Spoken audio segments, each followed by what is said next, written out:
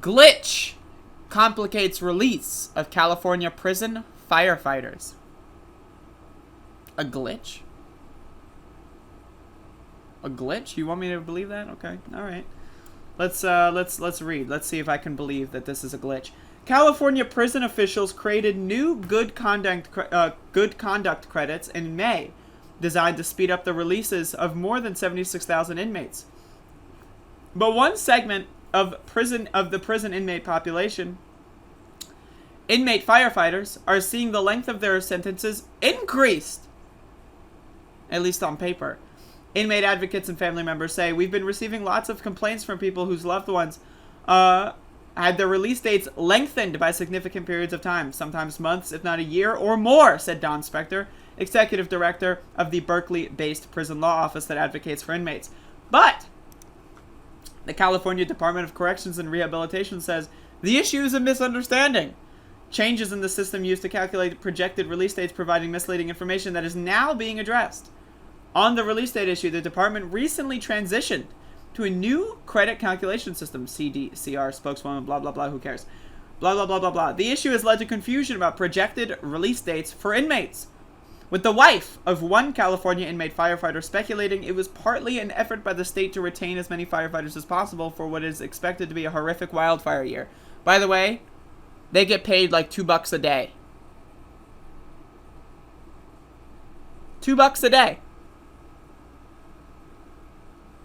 What?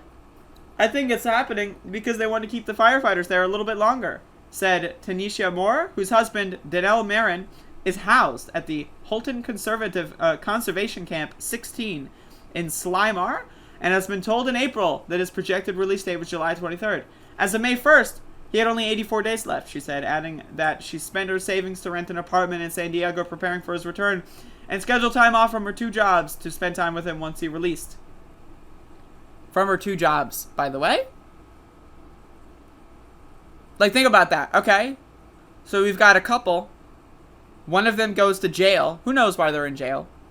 And then, as a result, the other person has to work 2 jobs just to stay afloat. What the fuck? But after California prison officials adopted the new emergency rules effective May 1st, Marin was told his projected release date had been changed to April 2022 or later to September 2022!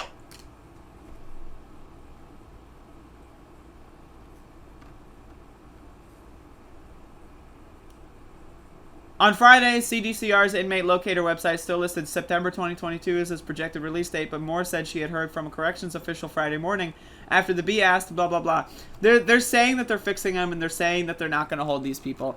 I don't really care to read the rest of this. If you want to, I don't care about their propaganda. If they do release them on time, then okay, good. If they don't release them on time, we've got problems. And so I just want to let you all know, again, this was slavery. The 13th Amendment never abolished slavery. All it did was say slavery is abolished, but ... asterisk, and the asterisk is for prison labor, right? Getting paid a $2 or maybe $3 for working 16-hour days fighting fires. I'm sorry, that's slavery. There is nothing else other than slavery there.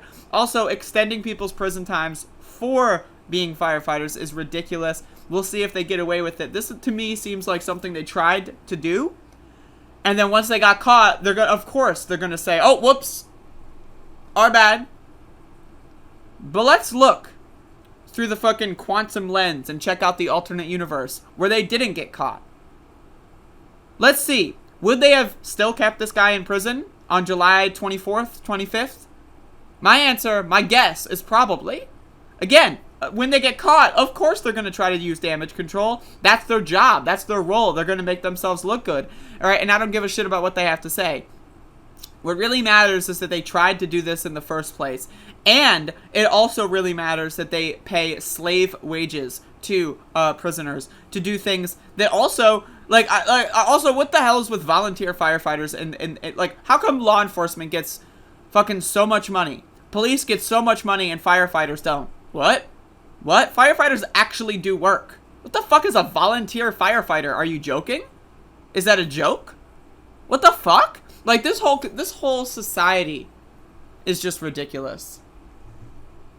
This whole society is ridiculous. Lord have mercy.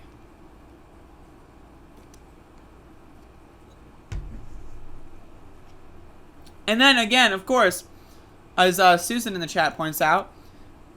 Okay, you fight fires in prison for 3 years. You get out and you're thinking, well, I learned how to fight fires. Maybe I'll go, sorry, can't do it. You're not allowed to be a firefighter if you're a convict. Can't do it. Sorry. You can only fight fires in jail. If you want to fight fires, you got to go to jail first. What? What? What? The fuck?